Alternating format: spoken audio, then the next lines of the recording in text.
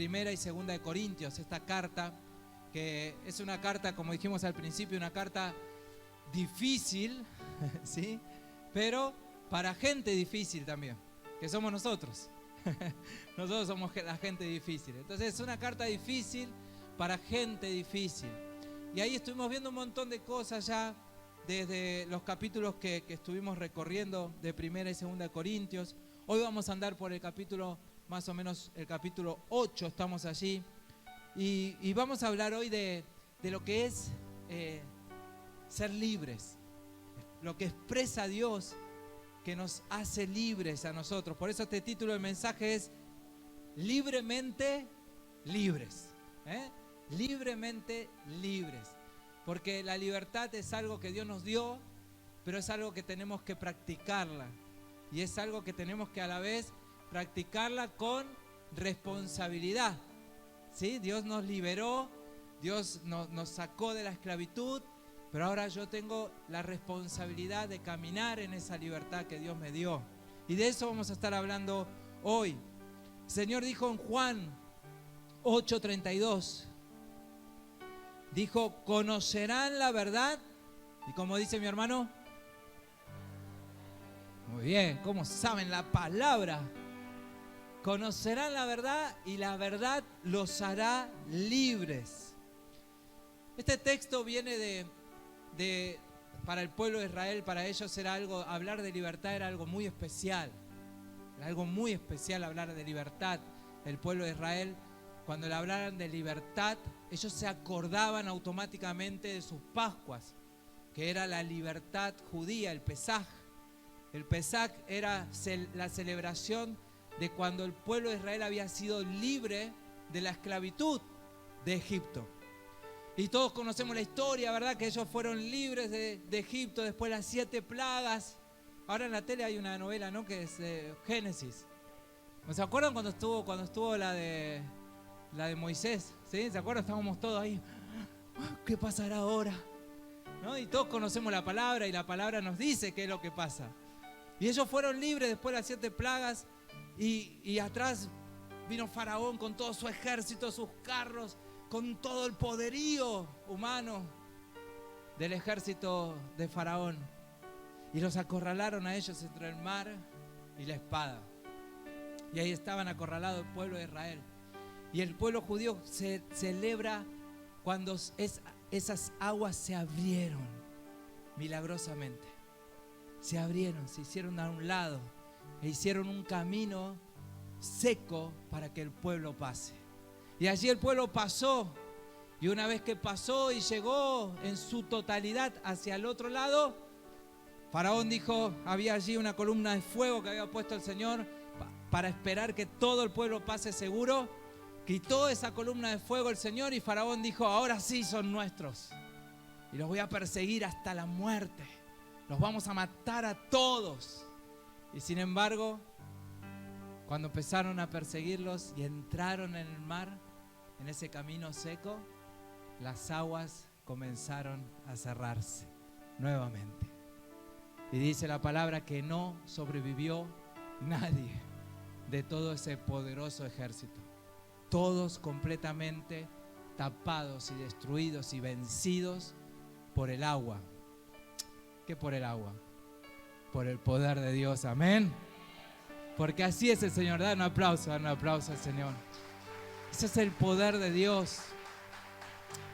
El poder de Dios es así, vence al enemigo. Y ellos celebran eso, celebran que han pasado intactos al otro lado y de ahí comenzaron el camino hacia la libertad, hacia la tierra prometida. Y entonces cuando Jesús dice estas palabras, para el pueblo de Israel es un shock.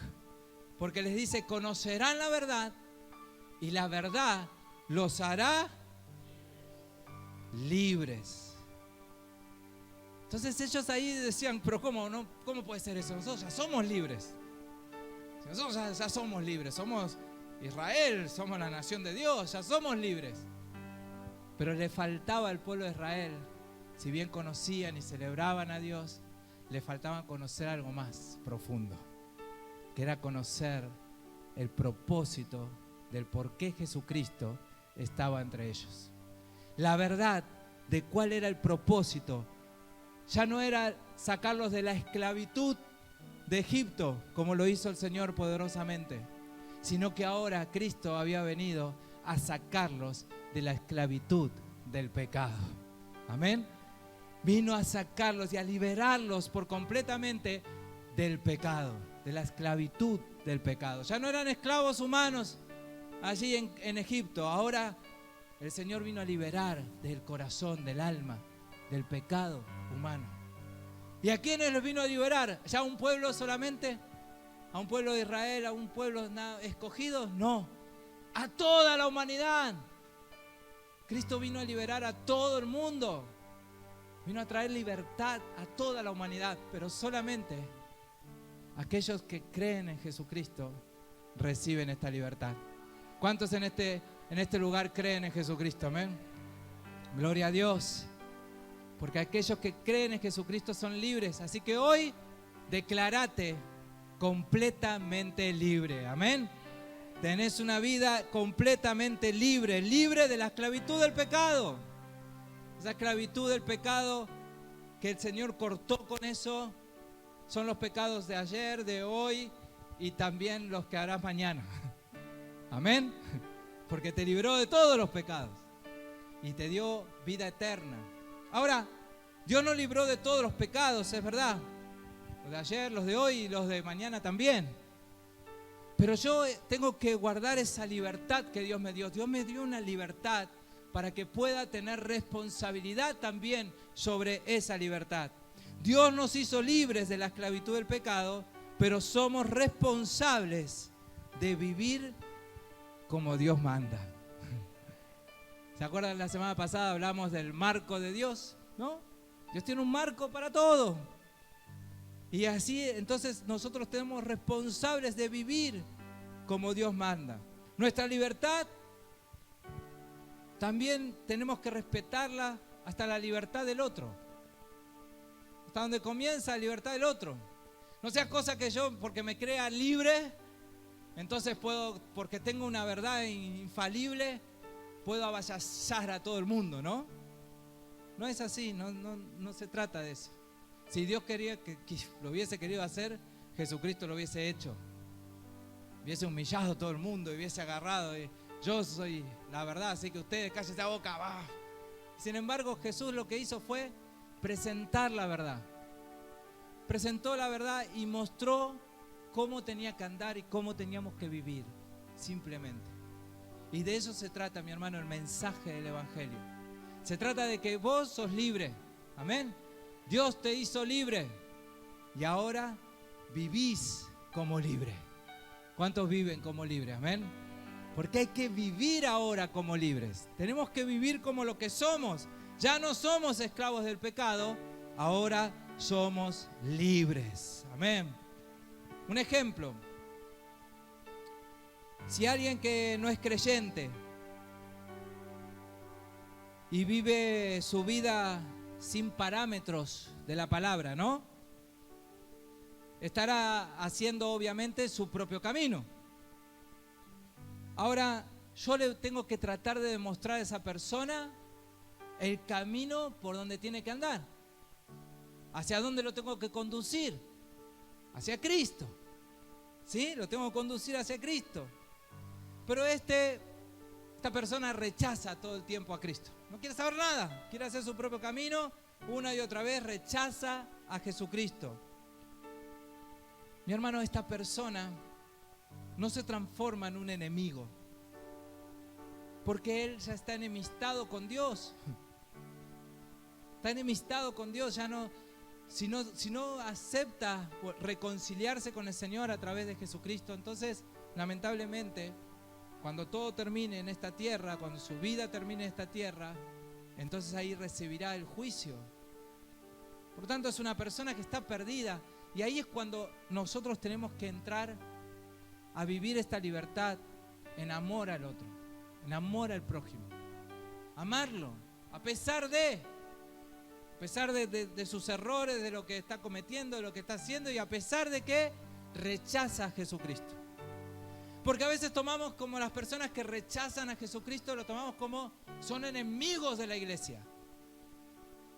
Y la palabra nos enseña que el único enemigo de la iglesia es Satanás. No hay lucha contra carne y sangre. Esa persona probablemente rechaza a Jesucristo porque está cegado espiritualmente, porque tiene ataduras espirituales que romper, porque tiene un corazón que debe ser sanado y liberado.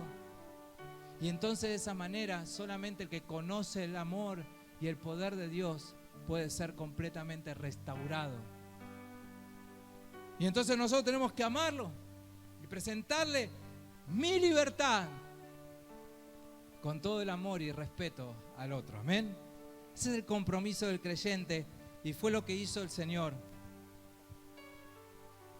Y debemos pensar también en el prójimo, en no ser tropiezo del prójimo. Porque la palabra nos dice, cuidado con aquel que hace tropezar a alguien. Miren, 1 Corintios 8:9 dice, pero mirad que esta vuestra libertad no sea de tropiezo para los débiles. ¿Cómo mi libertad puede ser de tropiezo para los débiles? Sí.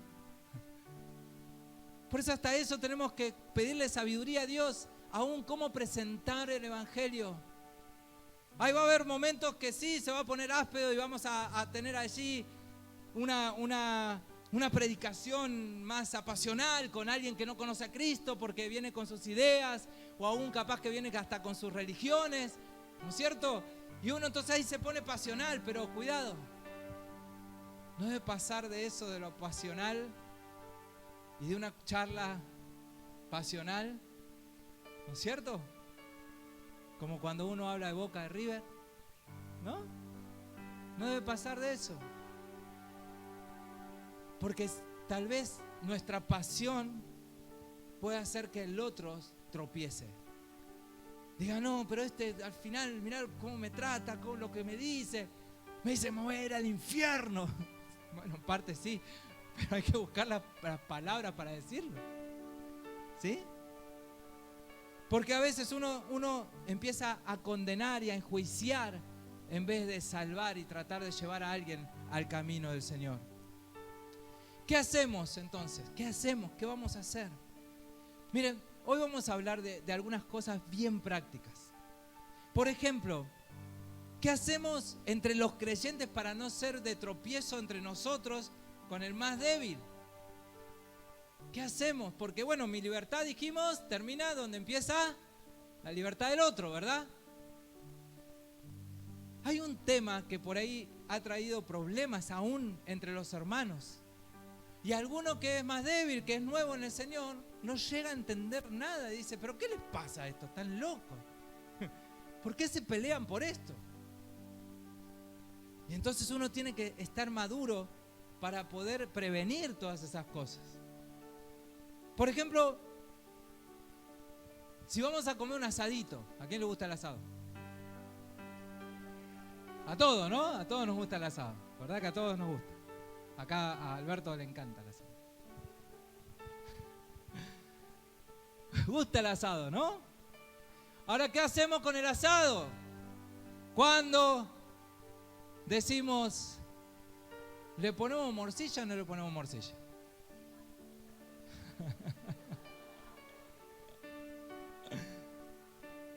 Es una historia, ¿no? Para algunos. Para algunos es un problema y para otros no hay ningún problema. ¿Y por qué no le vamos a poner morcilla? Para alguien por ahí que no viene a la iglesia y que nos invitamos a un asado evangelístico, le decimos no comas morcilla. Y entonces no entiende la persona y dice, ¿por qué no puedo comer morcilla? No comas morcilla. Y viene el otro y dice, pero no, sí, come morcilla. No come morcilla. Sí, come morcilla, no come. Y entonces terminamos una pelea y la persona por ahí que vino a pasar un buen momento, a conocer a Cristo, al amor de Cristo, terminamos peleados por quién come morcilla y quién no come morcilla. Ahora, ¿por qué esto de no comer morcilla o comer morcilla? Si la comemos, si no comemos. Levítico 17, del 10 al 14, prohíbe comer sangre. ¿Eso es verdad? ¿Sí? Prohíbe comer sangre. Dice, de cualquier varón de la casa de Israel o de los extranjeros que moran entre ellos, comiere alguna sangre, yo pondré mi rostro contra esa persona que comiere sangre y la cortaré de entre su pueblo, porque la vida de la carne es la sangre. Y yo les he dado para hacer expiación sobre el altar por vuestras almas, y la misma sangre hará expiación de las personas. Por tanto he dicho a los hijos de Israel, ninguna persona de vosotros comerá sangre, ni el extranjero que mora entre vosotros comerá sangre. La sangre, para este contexto, era un símbolo de expiación. Mataban al corderito y entonces hacían el sacrificio y la sangre era rociada sobre algo que se llamaba propiciatorio, que era la tapa del arca. ¿Sí? Todos saben lo del arca, ¿no? El arca, los dos ángeles ahí, ¿sí? Adentro tenía el pan, la vara de Aarón. Bien, la palabra. Entonces en la tapa tenía como un filtro eso, allí, en esa tapa, donde se ponía la sangre, se depositaba la sangre del sacrificio. Y eso se tapaba todo. ¿Y qué simbolizaba eso?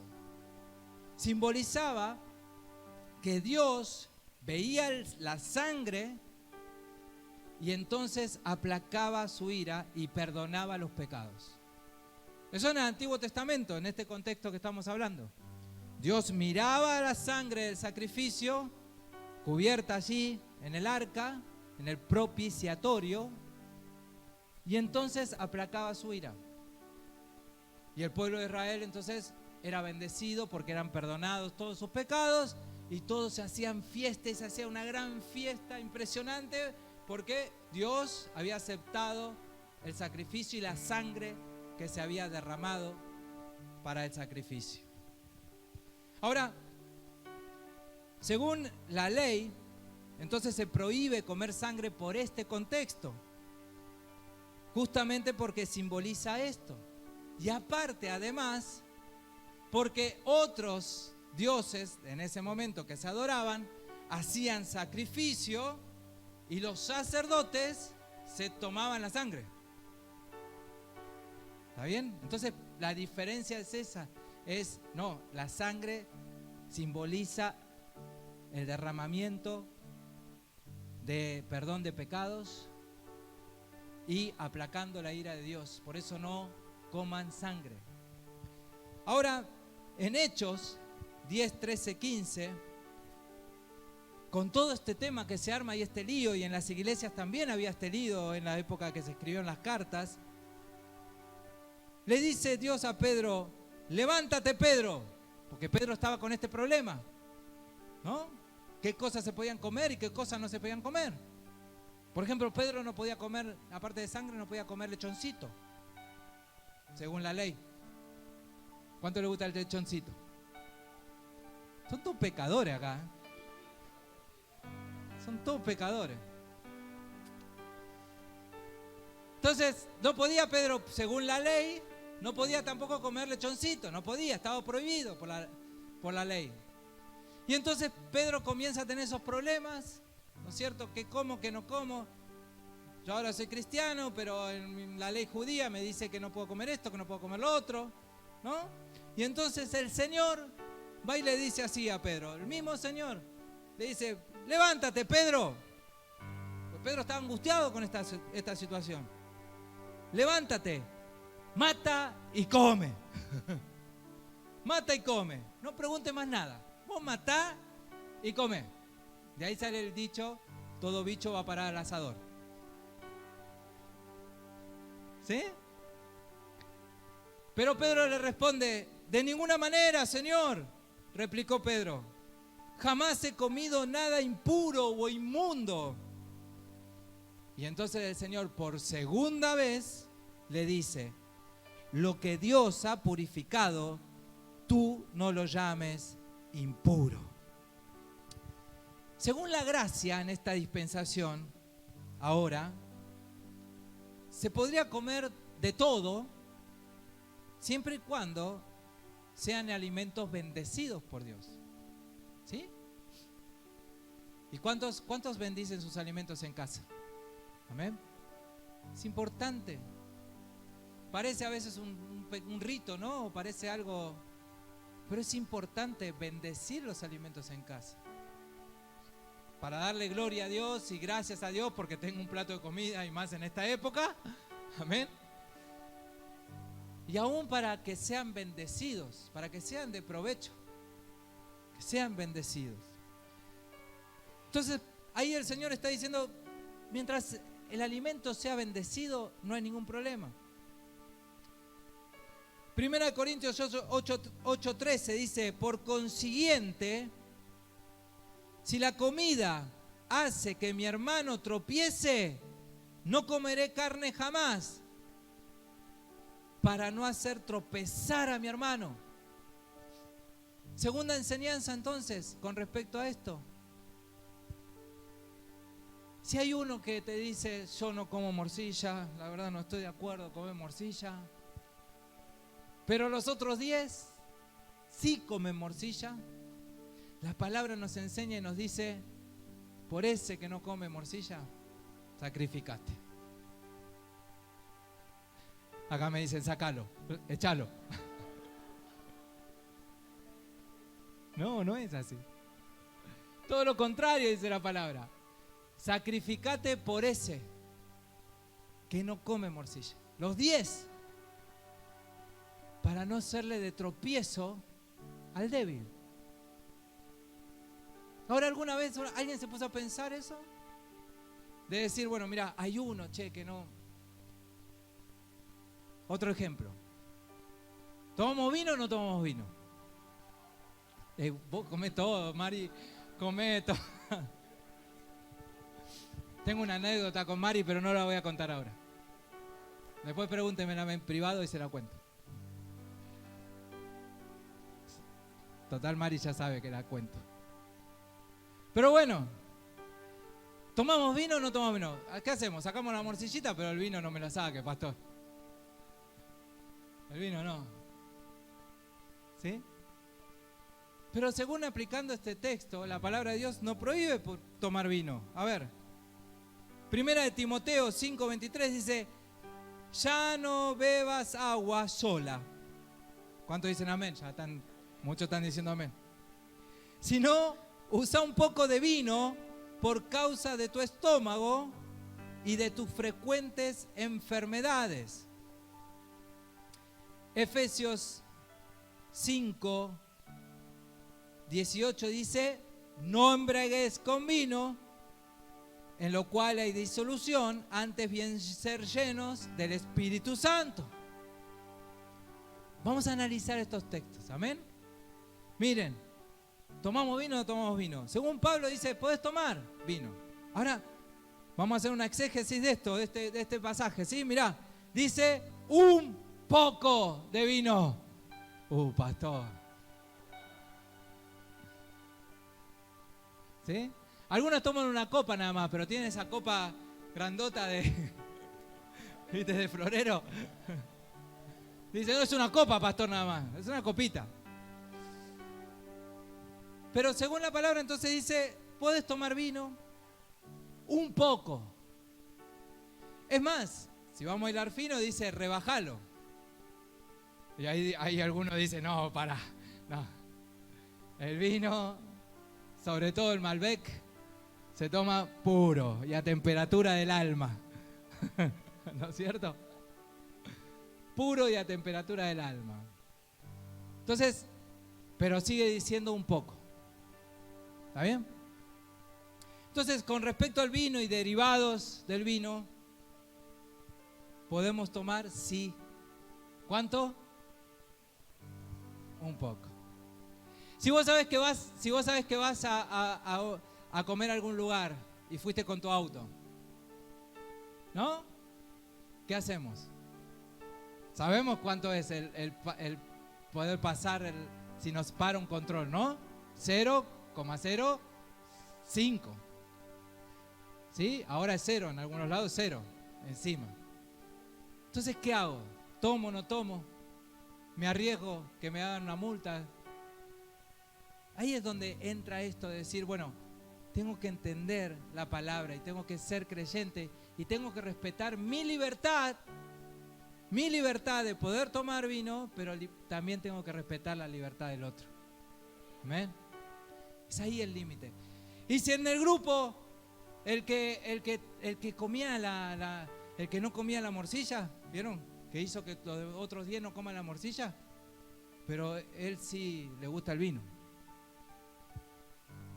Y entonces, claro, pero hay otro que tiene problemas con el alcohol y está en recuperación y salió del alcoholismo hace poco y la está peleando día a día y solamente con un olerlo ya está queriendo ahí, ¿no? Agarrar la botella. Entonces, ¿qué tenemos que hacer como creyentes? ¿Cómo aplicamos estos textos? Decimos, bueno, por este no se come morcilla y por este trae el agua o la gaseosa. Amén. Dame un aplauso a Jesús. Gloria a Dios. Gloria a Dios. De eso se trata la libertad cristiana. De eso se trata lo que Dios nos hizo libres. Se trata de mostrar verdaderamente mi libertad. Estar firmes en la libertad, dice el Señor. Estar firmes en la libertad. Gálatas 5:1 dice, estar pues firmes en la libertad con que Cristo nos hizo libres y no estáis otra vez sujetos al yugo de esclavitud. La libertad entonces se mantiene siempre. Tenemos que estar firmes en esta libertad que Dios nos ha dado. Renovarla siempre.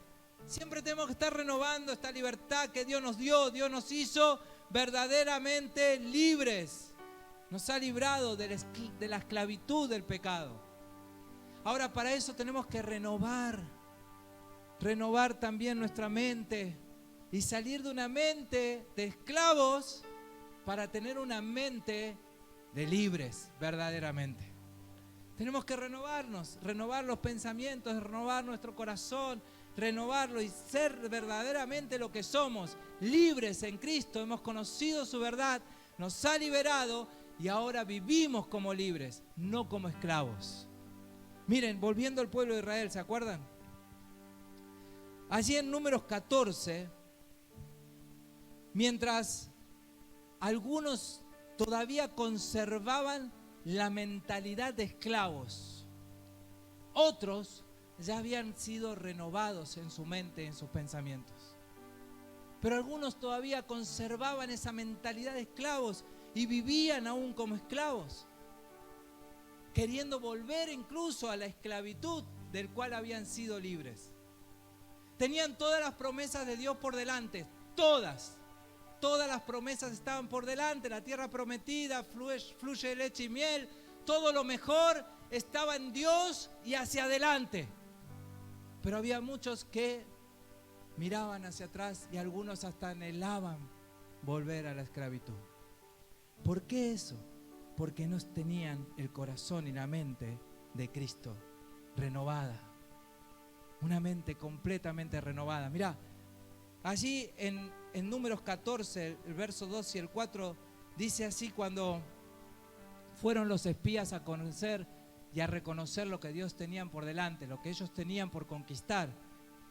Algunos fueron con mente de esclavos, y los que fueron con mente de esclavos empezaron a decir esto, mirá. Y se quejaron contra Moisés y contra Aarón, todos los hijos de Israel. Y les dijo a toda la multitud: ojalá muriéramos en la tierra de Egipto o en este desierto, ojalá muriéramos. ¿Y por qué nos trae Jehová a esta tierra para caer a espada? Y que nuestras mujeres y nuestros niños sean por presa. ¿No nos sería mejor volvernos a Egipto? Y decían el uno al otro: designemos un capitán, un líder, y volvamos a Egipto. Mente de esclavo. Mente de no mirar hacia adelante, hacia todo lo que hay hacia el futuro, todo lo que Dios tiene preparado y querer volver a la esclavitud. Mente de esclavo no puede ver lo que hay por delante, no puede ver el futuro.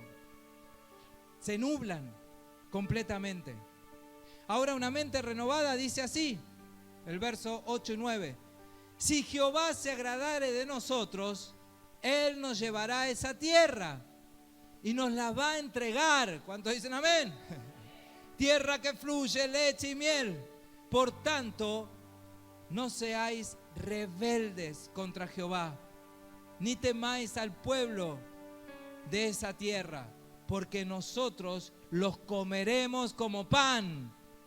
Su amparo se ha apartado de ellos y nosotros estamos con Jehová. Amén. Mente renovada, mente que piensa en las promesas, mente que tiene su foco, está enfocado en lo que Dios le ha prometido y no en lo que era antes de conocer a Cristo o en lo que puede llegar a costar alcanzar esas promesas.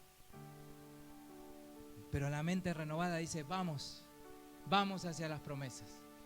Seguimos para adelante, nunca volvemos atrás. Estamos parados aquí, tenemos que enfrentar, sí, gigantes en esa tierra, sí, tenemos que enfrentar un muro que es enorme y que no sabemos cómo va a caer, pero vamos para adelante. Los vamos a comer como pan a todos los que se nos pongan enfrente. Amén. Y la mente renovada es eso. La mente renovada dice, no importa qué pueda venir por delante, no importa qué prueba pueda venir, no importa qué barreras, qué muros se me pongan para alcanzar los propósitos de Dios, no importa cuántos son el enemigo y cuán grande es su ejército, no importa. Si nos sacó de la esclavitud, del pecado, ¿por qué no nos va a introducir en sus promesas ahora? Amén. ¿Por qué Dios no nos va a introducir ahí, en donde Él quiere que andemos? No importa cuáles son las circunstancias de la vida. Pueden ser circunstancias que te duelan, que te lastimen. Pero los que están firmes en Cristo Jesús, aún así lastimados, aún así embroncados por la situación, siguen para adelante. Amén. Siguen para adelante. Y en ese caminar y en ese ir por las promesas de Dios, Dios va sanando y va restaurando cada vida. Va restaurando y va sanando tu corazón. Porque voy para donde Dios me indicó que vaya. No me desvío. ¿Cuántos dicen amén? Voy a terminar este mensaje. Dios da propósitos a la mente renovada. Mirá cómo le dice a Caleb.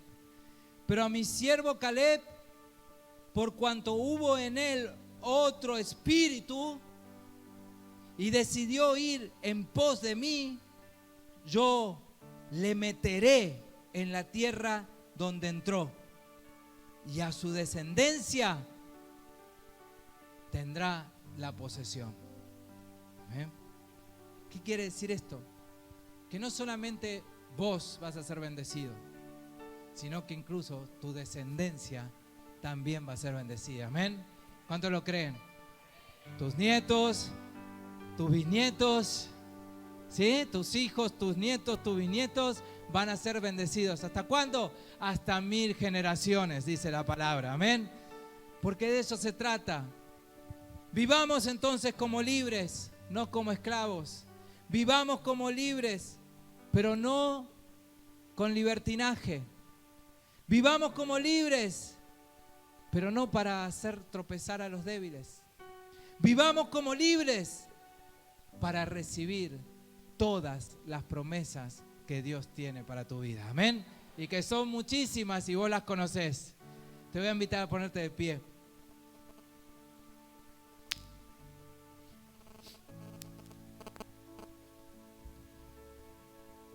Cerra tus ojos un momento. Quiero hablarte a tu corazón. Jesucristo te ha dado una proclamación de emancipación. Ya no sos esclavo del pecado. Y también te ha dado una nueva naturaleza que proclama libertad adentro tuyo. Todo el tiempo hay algo dentro tuyo que proclama esta libertad que Dios te ha dado. Pero tu mente no renovada quiere volver a esos deseos de esclavitud. Y entonces ahí sucede una lucha entre la vieja naturaleza que grita libertad, libertad, libertad, soy libre. Y la vieja naturaleza que dice, no sos libre de nada, aún te tengo esclavo y vas a ser esclavo siempre. Y vas a vivir como un esclavo, como una esclava. Y el enemigo viene y se aprovecha de eso y trata de perseguirte y trata de acorralarte y te mete muchas veces entre la espada y esos muros que están por delante, o esas barreras, esas vallas.